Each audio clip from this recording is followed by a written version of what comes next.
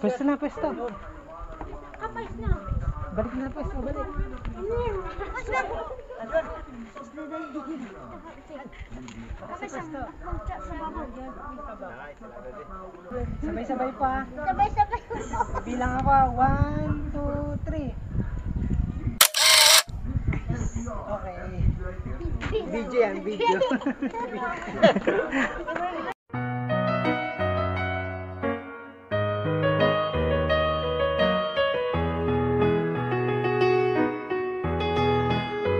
Yung mga bulaklak ng tag-ulan tumutubo na.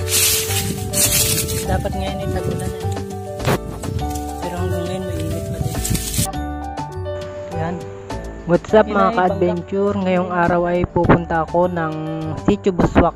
Pero bago doon, pupunta muna ako ng Sitio Timbangan, dadaan ako ng Sitio Sangay, tapos Sitio Saliding bago ako umuwi ng San Jose. Ang uri ng halaman na pwedeng ulamin, banggak.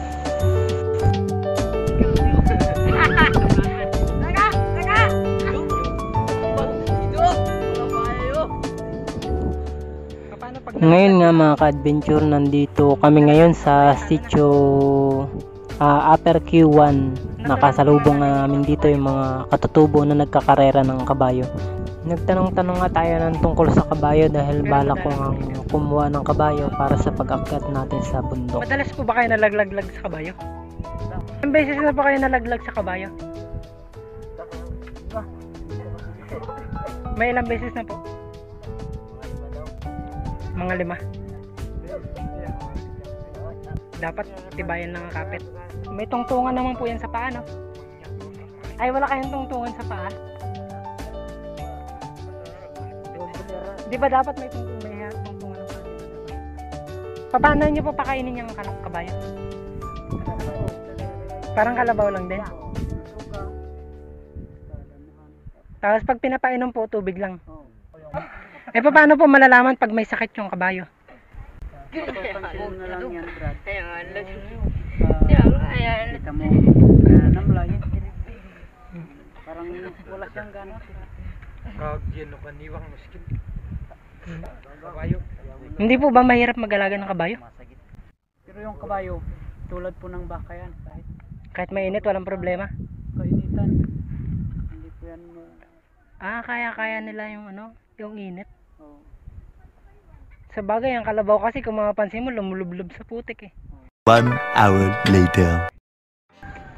Ngayon nga mga ka-adventure, kasama ko si Brad Alvin. Pupunta kami na Sitio Buswak, pero dadaan muna kami sa kanila sa Sitio Sangay. Meron nga ako dito nakitang bulaklak mga ka-adventure. Napakagandang bulaklak. Hindi siya common na nakikita natin sa lahat ng mga lugar. Ito pong klase ng bulaklak siya ay para siyang yellow bell. Napakagandang bulaklak. Kaya nga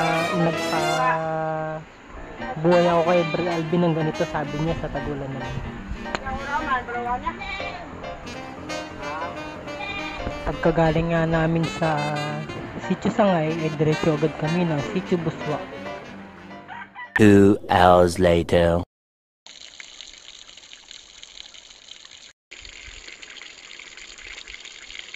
Hintayin natin na bumugti, mga iba ang camera, no? Yung nakikita ng mata mas maganda. Pag lumubog ba yung araw, may mumo na.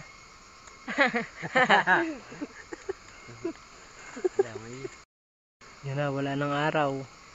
Kala ko nandyan pa. Yun na, yun, wala na. Wala na araw, may mumo na yan, no? Yesterday. Ngayong araw nga mga ka-adventure, pupunta naman ako ng Sitio Saliding. Pero dadaan muna kami ng Sitio Mantay. Kasama ko yung dalawang kabataan. Dahil may susunduin kami doon yung kanilang tatay. Para 3 silang maghahatid sa akin papuntang Saliding. Meanwhile, back in the lowlands. Ayun pala yung kausap nyo kanina.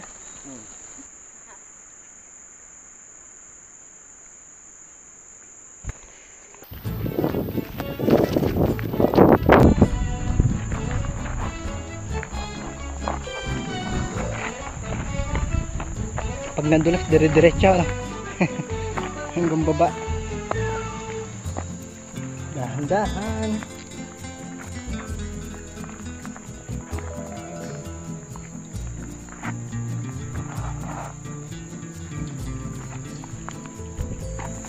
Kaya siguro ito gumuho dahil ano, no? Yung mga bato, ano? Hindi marurupok yung mga bato para madidilis ko. Hindi matibay. Wala makakabakan eh, no?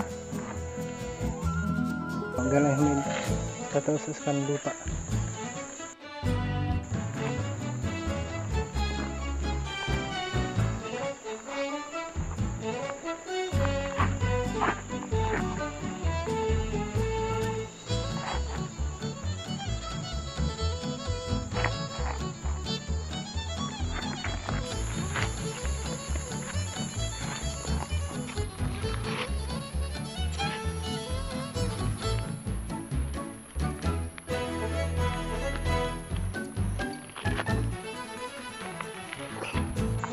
Nako, madulas.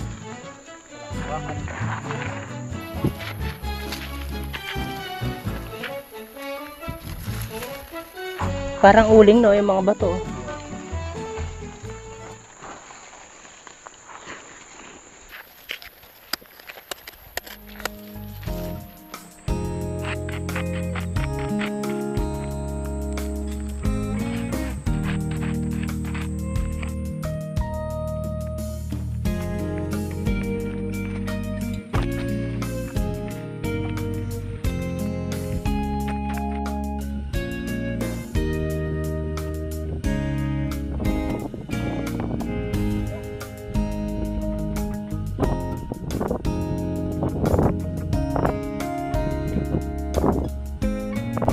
Parang unahan ng Titanic.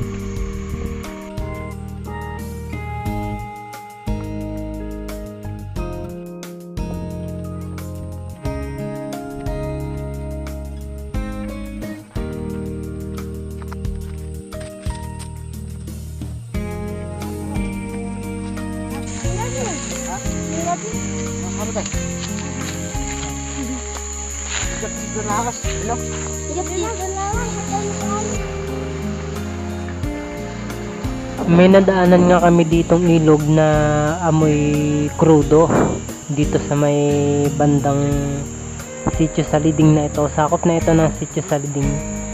Bali, pagitan siya, boundary ng Saliding at saka ng Sitio Mantay. Amoy krudo siya, tapos kumukulo yung ano, yung lupa. Lumalabas yung hangin, bumubula.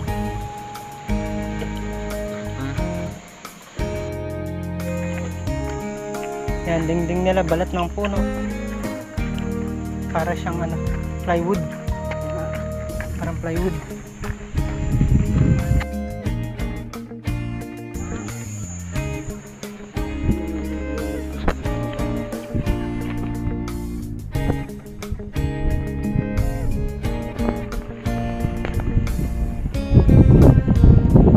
$346 minutes later.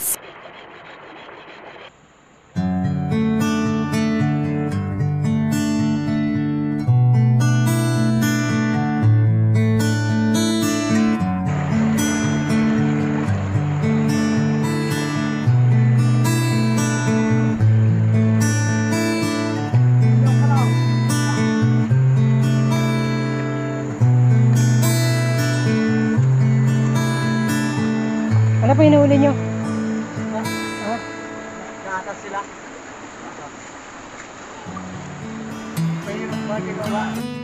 Ano pong tawag dito? Balantak ba? Pangalan pala ng tatay ng Bird Luzon. Balantak. Saan na po huli nyo? Wala pa? Parang nagsisiplik lang. Sarap. What do wala pa po kayong huli?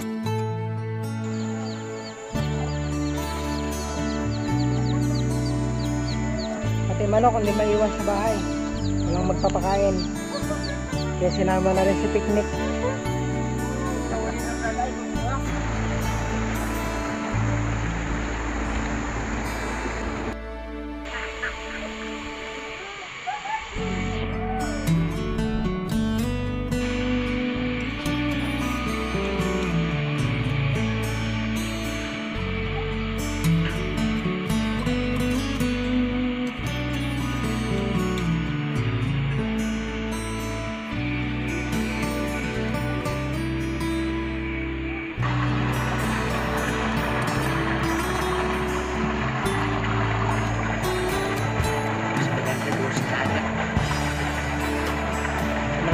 ano, alon, pagka sa dagat.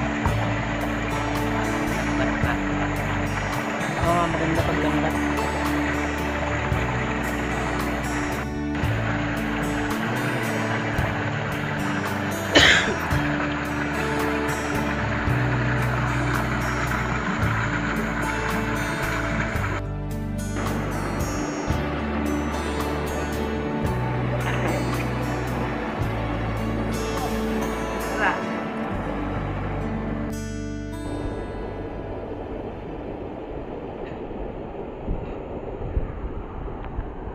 Anong isda yan? Ano to? Dalag? Da. Da.